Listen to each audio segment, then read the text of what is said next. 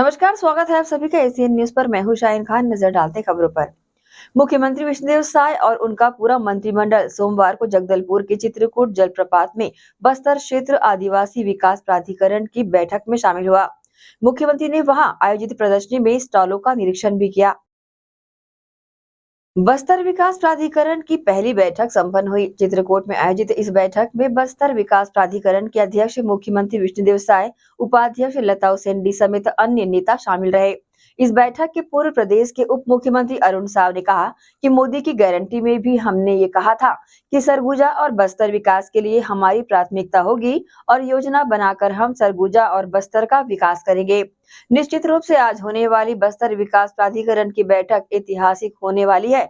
वहीं deputy CM Shri Sao ने कांग्रेस पर हमला करते हुए कहा कि कांग्रेसी अपनी पार्टी की चिंता करें। जो कांग्रेस दुर्दशा में जा रही है, गड्ढे में जा रही है, वे अपनी पार्टी की चिंता करे। भाजपा दुनिया की सबसे बड़ी राजनीतिक पार्टी है, सुव्यवस्थित संगठन है और संविधान से चलने वाला संगठन है। इसलिए भाजपा की चिंता कांग्रेस पार्टी को नहीं करनी चाहिए। मोदी की गारंटी में भी हमने इस बात को कहा था कि सरगुजा और बस्तर विकास के लिए हमारी प्राथमिकता होगी और योजना बनाकर हम सरगुजा और बस्तर का विकास करेंगे। एक तरफ जहां हम बस्तर को नक्सल मुक्त बनाने के लिए काम कर रहे हैं, वहीं दूसरी ओर बस्तर ओलंपिक जैसे कार्यक्रम करके बस्तर के नौजवानों को उनकी प्रतिभा को उभारने का काम कर रहे हैं। नियत नेल्ला नार जैसी योजना लाकर सुदूर अंचलों में भी सरकार की योजनाएं पहुंचाने का, वहां के विकास को लेकर काम कर रहे हैं। तो निश्चित रूप से ये बस्तर विकास प्राधिकरण की आज की बैठक ऐतिहासिक होने वाली है और बस्तर का जो रोड मैप तैयार होगा विकास के लिए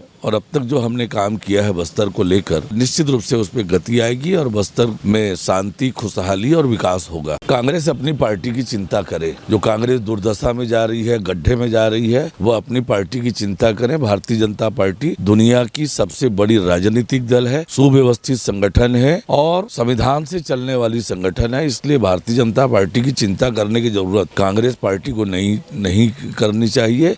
वो अपनी पार्टी की चिंता करें जिसकी दशा हो रखी है। वक्फ बोर्ड के अध्यक्ष सलीम राज ने अपने ही विवादित बयान से मुंह मोड़ लिया है। 2 दिन पूर्व एक टीवी चैनल को दिए गए बयान में जुमे की नमाज में इमामों द्वारा तकरीर को लेकर विवादित बयान देकर वे फंस गए थे। चारों तरफ से हुए विरोध के बाद सलीम राज ने अपने ही बयान से पलटी मार ली है।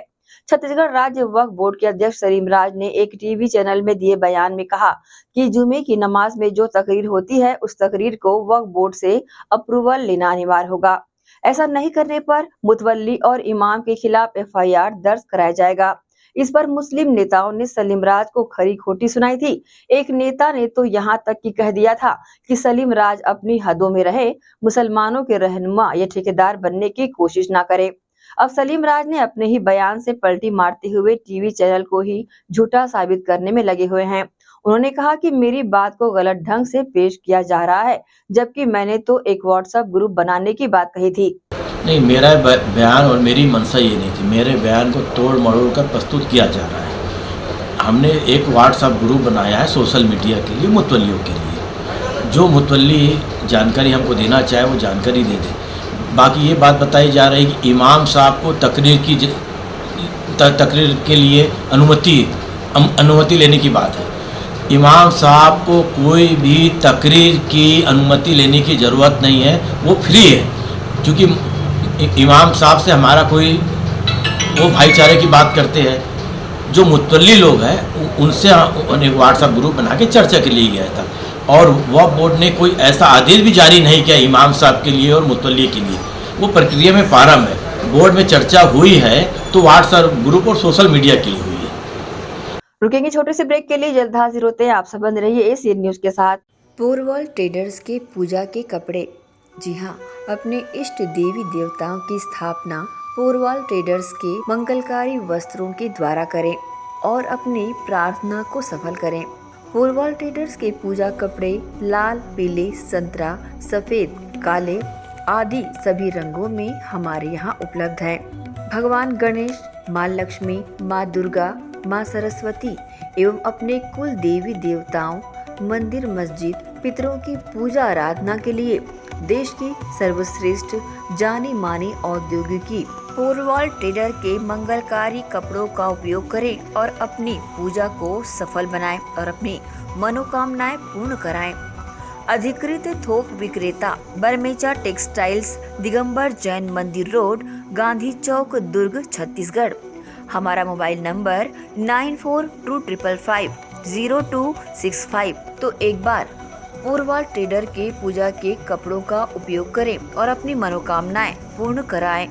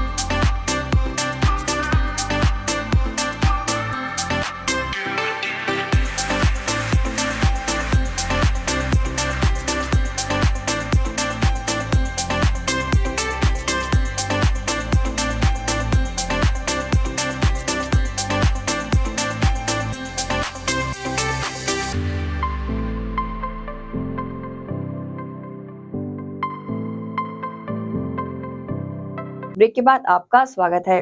पट्टा की मांग को लेकर उरला वार्ड के रहवासी बड़ी संख्या में जिला कलेक्ट्रेट पहुंचे। वहां उन्होंने कई वर्षों से रह रहे वार्ड 57-58 में राजीव गांधी आश्रय योजना के तहत पट्टे दिए जाने की मांग की। दुर्ग के वार्ड 57-58 उरला में वर्षों से निवासरत वार्डवासियों ने पट्टे की मांग को लेकर दुर्ग कलेक्टर के नाम ज्ञापन सौंपा है, साथ ही अपना अधिकार दिए जाने की गुहार लगाई है। इस दौरान बड़ी संख्या में महिलाएं एवं पुरुष उपस्थित रहे।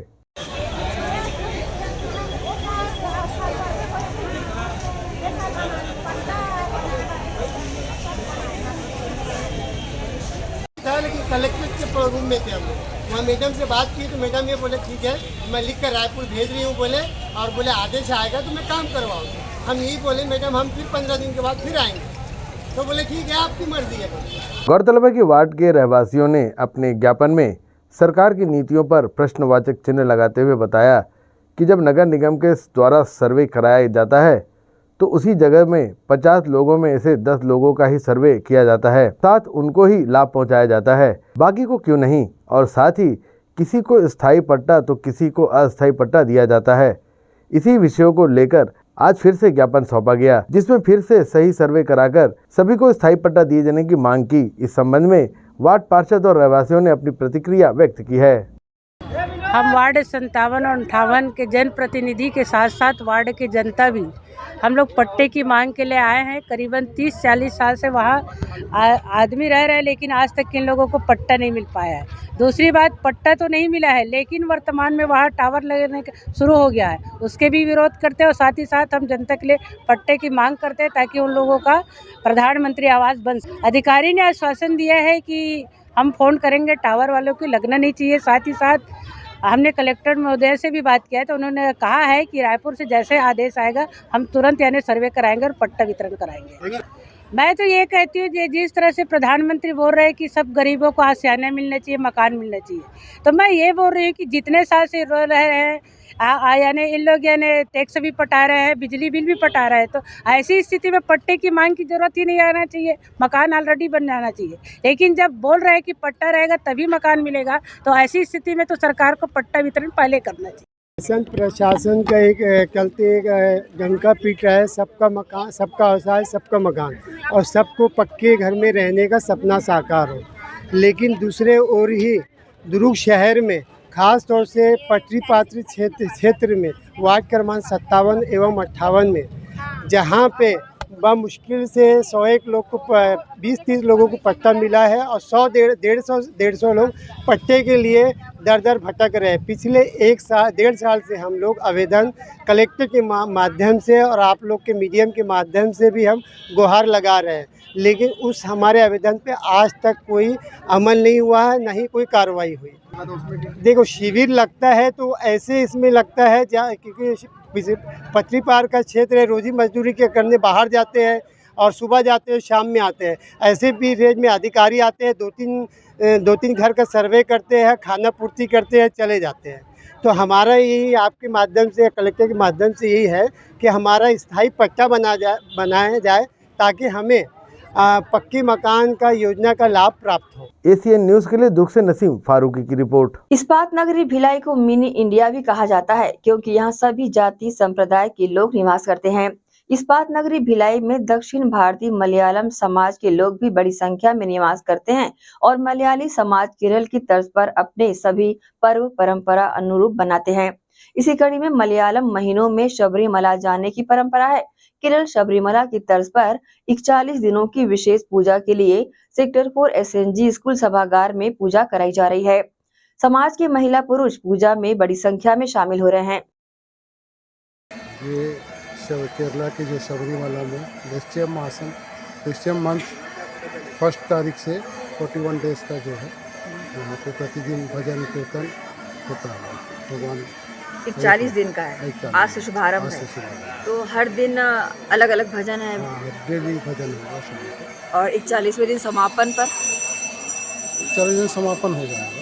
सिविक सेंटर भिलाई के वेल्डेक्स ग्राउंड में 2 नवंबर से लगे शाही मेले में रोबोटिक एनिमल एवं फिश टनल शो देखने भिलाई दुर्ग शहर की जनता प्रतिदिन उमड़ रही है। रोबोटिक शो एवं फिश टनल देखने पहुंच रही आम जनता की सुविधा के लिए मेले के संचालक ने सोमवार से 10 दिनों के लिए एनिमल शो और फिश टनल शो के लिए 50% की छूट प्रदान की है। एक टिकट की खरीदी पर एक टिकट फ्री मिलेगा, अर्थात 100 रुपए की टिकट को 50 रुपए कर दिया गया है। इसके अलावा भिलाई दुर्ग शहर के स्कूल जाने वाले बच्चों के लिए 75% छूट की घोषणा संचालक सुभाष सब्रवाल ने की है। भिलाई शहर वासियों के लिए खुशखबर। कल दिनांक 18 तारीख से 18/11/2024 से पूरे भिलाई शहर वासियों के लिए बहुत बड़ी खुशखबर है। एनिमल शो और फिश टनल शो कल से पूरी जनता के लिए 50% की छूट कर दी गई है। एक टिकट खरीदने पर एक टिकट फ्री मिलेगा, यानी 100 रुपये की जो टिकट थी अब पब्लिक के लिए 50 रुपये कर दी गई है। एक टिकट पर एक टिकट फ्री है और कल से भिलाई दुर्ग शहर के सभी स्कूल जाने वाले बच्चों के लिए 75% की छूट का लाभ दिया जाएगा। ये छूट 18 तारीख कल सोमवार से शुरू कर दी जाएगी। कल से पूरी जनता के लिए खुशखबर। फिश टनल शो और एनिमल शो एक टिकट खरीदने पर एक टिकट फ्री कर दिया गया है। आने वाले कुछ दिनों के लिए 10 दिनों के लिए छूट का लाभ दिया जाएगा। धन्यवाद। दुर्ग भिलाई शहर के लोकप्रिय सांसद विजय बघेल के आदेश पर, उनके सुझाव पर हमने ये खुशखबरी भिलाई दुर्ग शहर की जनता को दी है। कल 18 तारीख से पूरे शहर वासियों के लिए फिश चैनल और एनिमल शो की टिकट खरीदने पर एक टिकट फ्री कर दी गई है। याद रखें, ये छूट का लाभ अगले 10 दिनों तक आपको प्राप्त होगा। एक टिकट खरीदने पर एक व्यक्ति साथ में निःशुल्क प्रवेश करेगा। माननीय सांसद विजय बघेल साहब के सुझाव पर पूरे शहर वासियों के लिए खुशखबरी है कि एक टिकट फ्री कर दिया गया है और स्कूल जाने वाले बच्चों के लिए 75% की छूट का लाभ दिया जाएगा। कल 18 तारीख से ये डिस्काउंट शुरू कर दिया जाएगा। धन्यवाद। एक और छोटे से ब्रेक का जल्द हाजिर होते हैं। आप सब बने रहिए एसीएन न्यूज के साथ। पोरवाल ट्रेडर्स के पूजा के कपड़े। जी हाँ, अपने इष्ट देवी देवताओं की स्थापना पोरवाल ट्रेडर्स के मंगलकारी वस्त्रों के द्वारा करें और अपनी प्रार्थना को सफल करें। पोरवाल ट्रेडर्स के पूजा कपड़े लाल, पीले, संतरा, सफेद, काले आदि सभी रंगों में हमारे यहाँ उपलब्ध हैं। भगवान गणेश, माँ लक्ष्मी, माँ दुर्गा, माँ सरस्वती एवं अपने कुल देवी देवताओं, मंदिर, मस्जिद, पितरों की पूजा आराधना के लिए देश की सर्वश्रेष्ठ जानी मानी औद्योगिकी पोरवाल ट्रेडर के मंगलकारी कपड़ों का उपयोग करें और अपनी पूजा को सफल बनाएं और अपनी मनोकामनाएं पूर्ण कराएं। अधिकृत थोक विक्रेता बरमेचा टेक्सटाइल्स, दिगंबर जैन मंदिर रोड, गांधी चौक, दुर्ग, छत्तीसगढ़। हमारा मोबाइल नंबर 9425550265। तो एक बार पोरवाल ट्रेडर के पूजा के कपड़ों का उपयोग करें और अपनी मनोकामनाएं पूर्ण कराएं।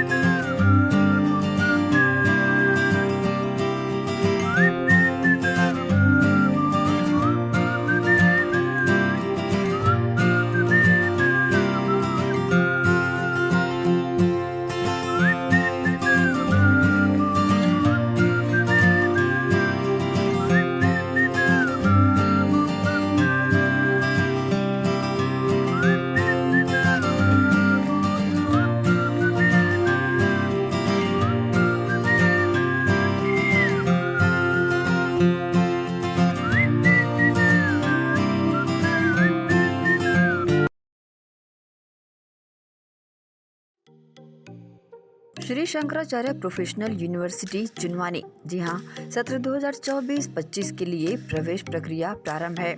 डिप्लोमा इन फार्मेसी एवं बैचलर ऑफ फार्मेसी के लिए प्रवेश प्रारंभ है। बिना PPHD दिए सीधा प्रवेश। इतना ही नहीं, 10वीं और 12वीं में गणित और विज्ञान के छात्रों के लिए सुनहरा अवसर है। सीमित समय, सीमित सीटें। अगर है सपनों को पूरा करना तो भरना होगा ऊंची उड़ान। जल्दी करें, प्रवेश प्रारंभ है। प्रेजेंटली शंकराचार्य ग्रुप के अंदर 4 फार्मेसी कॉलेजेस हैं। इन चारों फार्मेसी कॉलेजेस में diploma in pharmacy and bachelor of pharmacy की कोर्सेज रन होती हैं। साथ में masters in pharmacy and PhD की कोर्सेज भी हम ऑफर करते हैं। शंकराचार्य प्रोफेशनल यूनिवर्सिटी के अंदर ये चारों कॉलेज एफिलिएटेड हैं and most importantly pharmacy council of India ने चारों कॉलेजेस को अनुमोदन दिया है। जैसे कि आप जानते हैं, Shankaracharya group is famous for its infrastructure, its faculty, its students group, and in every aspect we are on top as from 2008. So in this year also, अगर आप चाहते हैं कि आप 12th के बाद साइंस में आपके भविष्य बनाना चाहते हैं तो शंकराचार्य प्रोफेशनल यूनिवर्सिटी में एक बार जरूर आए। फार्मेसी कोर्स में अभी डायरेक्ट एडमिशन 12th की परसेंट बेसिस पे दिया जा रहा है, तो जल्द से जल्द संपर्क करें। तो एडमिशन हेतु जल्दी करें श्री शंकराचार्य प्रोफेशनल यूनिवर्सिटी, जुनवानी, भिलाई, छत्तीसगढ़। संपर्क करें 9977258200।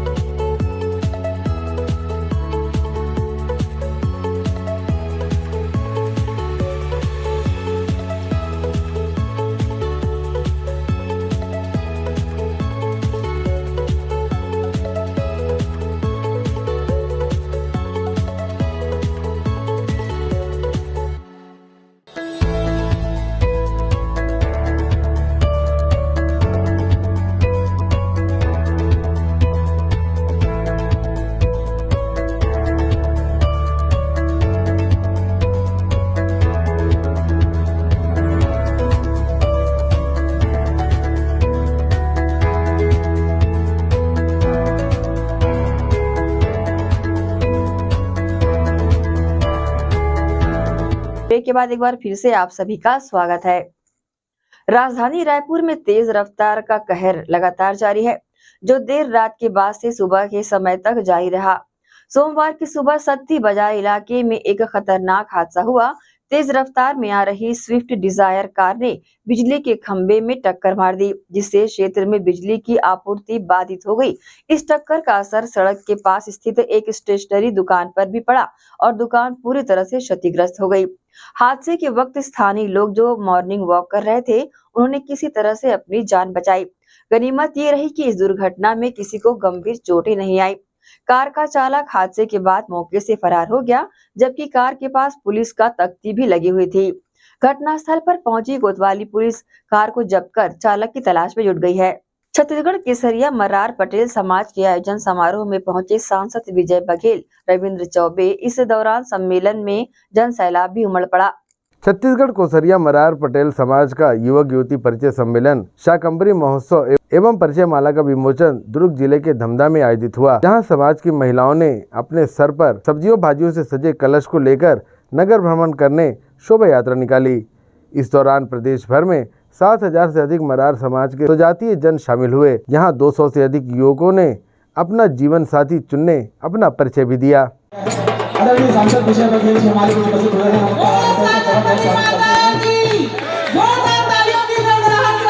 इस अवसर पर कार्यक्रम में मुख्य अतिथि के द्वारा समाज द्वारा प्रकाशित युवक युवती परिचय माला का विमोचन किया गया, जिसमें लगभग 900 युवक युवतियों का बायोडाटा संग्रहित किया गया है। साथ ही इस अवसर पर प्रदेश युवा प्रकोष्ठ के मनोनीत पदाधिकारियों ने शपथ ग्रहण भी किया। युवा प्रकोष्ठ के प्रदेश अध्यक्ष नितेश भाई यहाँ पर उपस्थित हो जाएंगे। कर्मचारी प्रकोष्ठ प्रदेश अध्यक्ष इस आयोजन में मुख्य अतिथि के रूप में लोकसभा सांसद विजय बघेल और पूर्व मंत्री व साझा विधायक रविंद्र चौबे रहे। अहिवारा विधायक डोमनलाल कोरसेवाड़ा, दुर्ग ग्रामीण के विधायक ललित चंद्राकर भी शामिल हुए। सभी ने समाज को शिक्षा के क्षेत्र में आगे लाकर सर्वांगीण विकास करने की बात कही। इस दौरान दुर्ग लोकसभा क्षेत्र के सांसद विजय बघेल ने कहा कि मरार समाज से उनका पुराना नाता है। मरार समाज अपने मेहनत और पसीने के दम पर समाज का विकास करता रहा है। आज यह समाज निरंतर विकासशील है। इस संबंध में उन्होंने अपनी प्रतिक्रिया भी व्यक्त की। इस स्तरीय कोसरिया मरार समाज का सम्मेलन धमधा में आयोजित है और में हम सब उपस्थित हैं। हजारों की संख्या में पूरा प्रदेश से सबो संभाग से हमारे भाई आए हैं। मैं मतलब बहुत बहुत बधाई देता हूँ, शुभकामना देता हूँ। और मरार समाज के संगठन निरंतर आगे बढ़त है। निश्चित रूप से अपन ताकत ला, अपन हिम्मत ला, अपन हौसला ला ये संगठन के मजबूती के साथ आगे बढ़ावत है। मैं पूरा समाज ला बहुत बहुत बधाई देता हूँ, शुभकामना देता हूँ। और जो भी आदेश निर्देश जो दे है समाज होकर परिपालन में हमेशा एक सेवा भाव से ये समाज के प्रति लगे रहूँ, ये भाव भी मैं अपन तरफ से व्यक्त करता हूँ। एशियन न्यूज़ के लिए दुर्ग से नसीम फारूकी की रिपोर्ट। प्रदेश में आधार कार्ड बनाने वाली एजेंसी चिप द्वारा सरकार के निर्देशानुसार इन हाउस मॉडल पद्धति लागू किए जाने से आधार ऑपरेटर बेरोजगारी की कगार पर पहुंच चुके हैं। इसे लेकर ऑपरेटरों ने प्रदेश के मुखिया विष्णुदेव साय एवं आधार निर्माता एजेंसी चिप को यथास्थिति से अवगत कराते हुए न्याय की गुहार लगाई थी, परंतु कोई ठोस जवाब नहीं मिलने की वजह से आज से आधार ऑपरेटर 3 दिवसीय सांकेतिक हड़ताल पर चले गए हैं, जिससे आम जनमानस को परेशानियों का सामना करना पड़ रहा है। अगर ये हड़ताल आगे भी जारी रही तो क्या होगा ये किसी को नहीं पता। हमने आधार ऑपरेटर संघ के जिलाध्यक्ष सहित ऑपरेटरों से बात की। आप भी सुनिए ये अपना दर्द किस तरह बयां कर रहे हैं, साथ ही आम जनता को किस तरह परेशानियां भी गिना रहे हैं। इसको जैसा भी मेरे हाथ में कुत्ता काटा, इसको तुरंत इंजेक्शन लगवाना जरूरी है, दवा पानी करवाना जरूरी है। अगर लेट होगा, अगर ऐसे यहाँ चल रहा है कि हड़ताल चल रहा है, तो क्या अगर ये बनेगा नहीं, अगला इंजेक्शन हमको डालेगा नहीं, दवा नहीं देगा ना। तो हॉस्पिटल बोल रहे इसको चेंज करवा के आओ डेट, उसके बाद आप इंजेक्शन डालेंगे, नहीं तो फिर नहीं डालेंगे। तो देखिए अब ये कैसा करेंगे। अगर दवा अगर नहीं देंगे कुछ होगा, इसका जिम्मेदारी कौन है? यहाँ का जो ऑफिस का कोई खोल नहीं रहा, ताला बंद है, हड़ताल चल रहा है, यहाँ का पेमेंट का परेशानी है। चारों साइड प्लांट एरिया, हर जगह प्लांट वही पेमेंट का परेशानी है। तो इसको कैसे करेंगे सर? ये अभी कैसा करूँगी? फिर मैं जाता हूँ, फिर डॉक्टर पास जाता हूँ, फिर मैं बोला अभी हड़ताल चल रहा है, नहीं बन रहा, फिर कैसे करेंगे? इसको सुई डाले कि या नहीं तो फिर दवा क्या करें, लिख के मेरे को दीजिए। सर हमारी सरकार से अपील यही है कि इनकी जो समस्या है, जितनी भी इनकी मशीनें चालू रखें, इनकी मशीनें कम ना करें, इधर उधर ना करें, क्योंकि इनकी परेशानी बढ़ती तो फिर हमारी भी परेशानी बढ़ जाती है, जनता की परेशानी बढ़ जाती है। अभी हमारे सामने समस्या ये है कि बच्चे का मतलब एक एक अक्षर आधार कार्ड में जो जरूरी है वो मतलब इधर उधर हो गया है।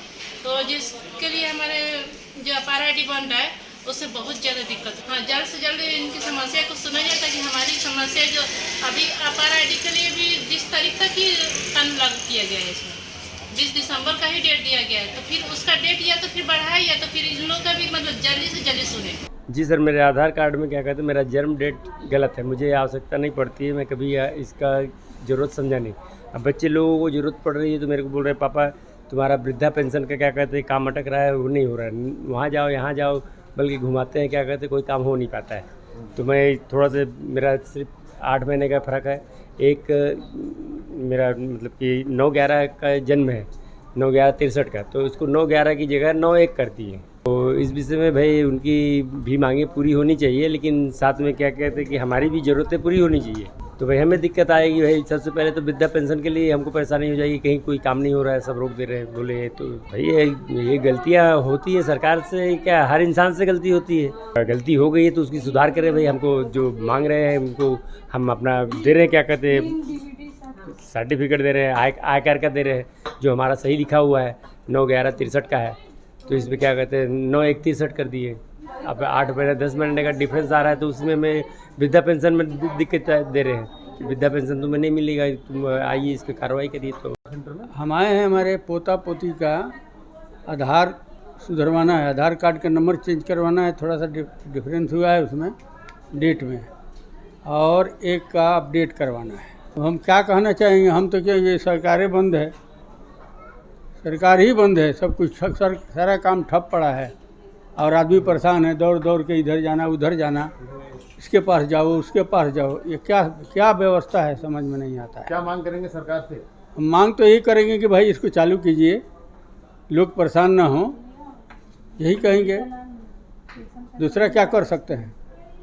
सर अभी हमारा कुछ काम पड़ा आधार का, अभी तक आधार का एक भी काम हुआ नहीं है, हमारे कम से कम 3-4 दिन से घूम रहे हैं। अभी ये इधर आधार सेंटर तो बंद बता रहा है, तो अब काम कहाँ कराए भैया? हमारा आधार का काम नहीं होगा तो हमारा काम कैसे चलेगा? आधार सेंटर चालू नहीं होगा तो हमारा अपडेट हुआ, बैंक का काम है, सारा चीज़ इसी से तो लटका हुआ है। या फिर आधार सेंटर चालू कराइए जितने जल्दी होते, और जो भी मांग है उनकी मांग को पूरी कीजिए, हमारा आधार का काम पूरा होना चाहिए। नगर निगम भिलाई के आधार सेवा केंद्र में खड़े हैं हम, और यहाँ जैसा कि आप देख रहे हैं ताला लगा हुआ है और ये चस्पा किया हुआ है कि ये बंद हो चुका है।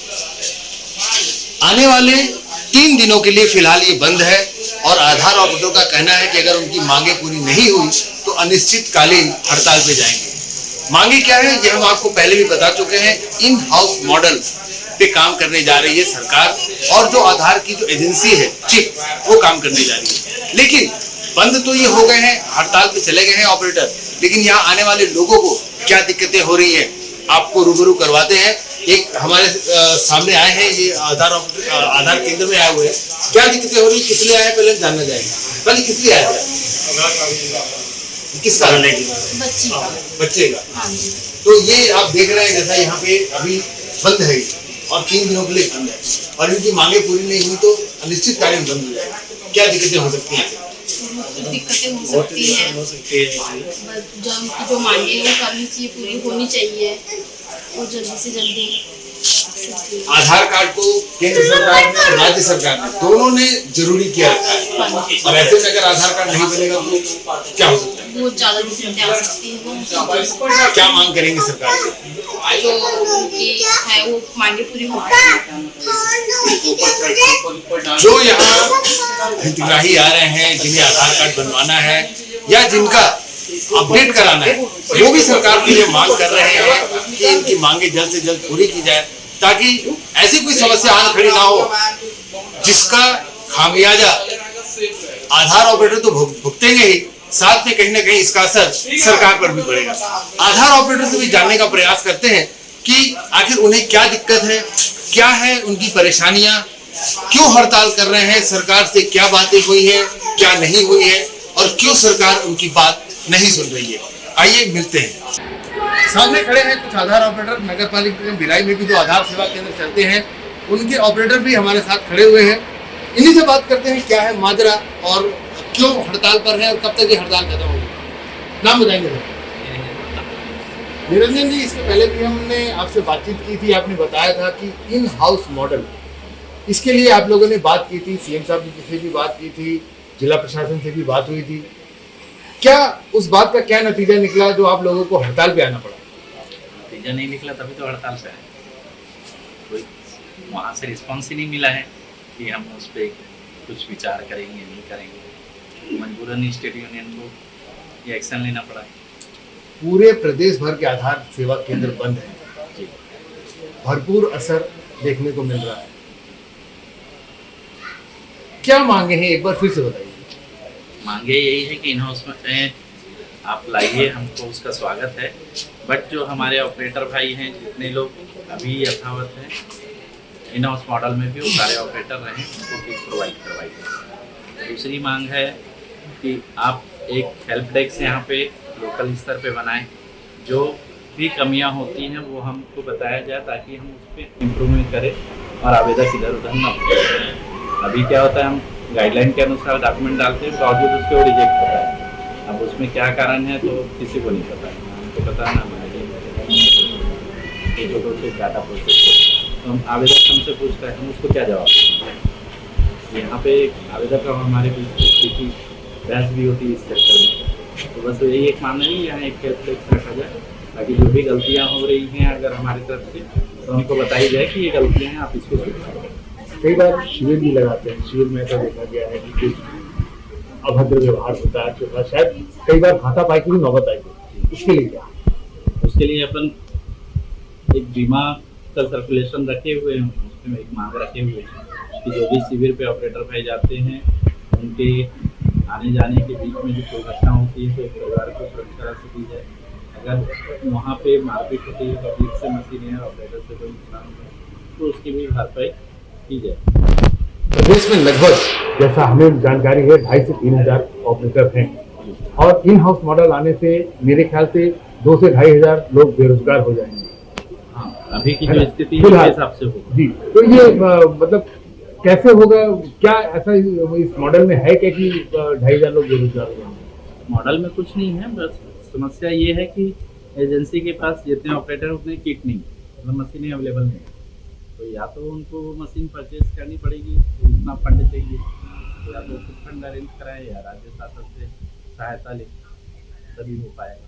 नहीं तो अभी एट द प्रेजेंट उनके पास 500,000 मशीनें हैं, तो उतनी वो ऑपरेटर प्रोवाइड करवा पाए। जैसा कि 7 सूत्री मांगों में ये है कि आपकी मशीनों को यूज़ किया जाए, हाँ, आपकी मशीनें ली जाए और उसे वापस आपको दिया जाए। अगर इस मांग को सिर्फ मान लिया जाए तो भी फर्क पड़ेगा? क्या फर्क पड़ेगा? फर्क पड़ेगा, लेकिन ये हमारे एजेंसी का लुकआउट नहीं है। एक्चुअली ये मांग हमने पहले दिया था, एजेंसी ने हमारे साथ एग्रीमेंट भी किया, बट यूआईडी ने उसको खारिज कर दिया कि नहीं, हमको किसी दूसरे के नाम पर मशीन नहीं चाहिए। तो अब उस चीज़ को लेके हम एजेंसी को भी दोष नहीं दे सकते। बस इतना ही आग्रह है एजेंसी से कि वो आप उतने किट खुद से अवेलेबल करवा दें ताकि ऑपरेटर पूरे काम पे आ सके। उसके बाद जो आपकी वो मशीन है वो जो यूज़ करने लायक है वो यूज़ होगा, जरूरत नहीं है। अभी ये हड़ताल शुरू हुई है आज से, कितने दिन चलेगी? 3 दिन तो अभी सांकेतिक है, उसके बाद आगे 2-3 दिन से चलता है। मतलब हम ये मान के चलें कि अगर मांगे पूरी नहीं हुई तो क्या अनिश्चितकालीन की तरफ जा सकता है? बिल्कुल जा सकता है, और सांकेतिक से हम रायपुर पे ही धरने पे फिर बैठेंगे। आगे का प्रोग्राम शायद स्टेट यूनियन का चल रहा है, तो सारे राज्य के ऑपरेटर्स फिर धरने पे बैठेंगे रायपुर। एक आखिरी सवाल पूछना चाहूँगा कि छत्तीसगढ़ में आधार ऑपरेटर विरोध कर रहे हैं, अपना हक मांग रहे हैं क्योंकि उन्हें डर सता रहा है कि वो बेरोजगार हो जाएंगे। जनता में भी जाहिर सी बात है खासा असर पड़ेगा, क्योंकि जहाँ 2,500-3,000 सेंटर चल रहे हैं प्रदेश भर में, वहाँ पे सिर्फ 500 आधार सेंटर चलना, बहुत ही लंबी कतार जिस प्रकार बाकी जगहों पर होती है उस प्रकार देखने को मिलेगा। लेकिन क्या ये सिर्फ छत्तीसगढ़ में ही है? बाकी राज्यों में क्यों नहीं हो रहा? बाकी राज्यों में भी है। एक्चुअली इन हाउस मॉडल शुरू से है, बाकी राज्यों ने शुरू से ही वो चीज़ प्रोवाइड करके रखा है, मशीनें ऑपरेटर को स्वयं देते हैं। बस हमारे राज्य में ऐसा था कि हमको को लेना पड़ा था, एजेंसी नहीं दी थी। तो अब यूआईडी का प्रेशर एजेंसी पे पड़ रहा है कि आपको अपना ही मशीन वो करना है, इसलिए ये समस्या है। बाकी राज्य में तो इन हाउस पहले से चल रहा है। तो बाकी राज्य के ऑपरेटर जो है इन हाउस मॉडल को अपना चुके हैं। हाँ, अभी अपनाने को तैयार हैं, बट हम तो पूरे यथावत जितने ऑपरेटर हैं वो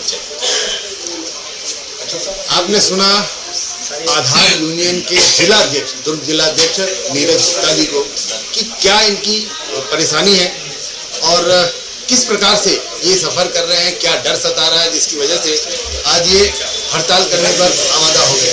फिलहाल ये 3 दिन की हड़ताल है और अगर मांगे पूरी नहीं हुई तो अनिश्चितकालीन की ये हड़ताल हो जाएगी। उसके बाद फिलहाल तो अभी आधार सेंटर जो है उस पर बंद का चस्पा लगा हुआ है। हो सकता है ये अगर आंदोलन आगे बढ़ा, स्थितियां अगर हाथ से निकल गई तो आगे बहुत ही खतरनाक परिणाम देखने को मिल सकते हैं। हम भी निवेदन करेंगे सरकार से और जो इस आधार एजेंसी जो है जो इस आधार बनाने के काम को रन करती है चिप से, कि वे जल्द से जल्द ऑपरेटरों की बातों को सुने और यथाउचित यथासंभव जल्द से जल्द इनकी मांगों को पूरा करके इन सारी परेशानियों को दूर करें। एसीएन न्यूज के लिए भिलाई से मैं हूं संतोष शर्मा। इसी के साथ ही आप चलेंगे इजाजत। आप सब बने रहिए एसीएन न्यूज के साथ। नमस्कार।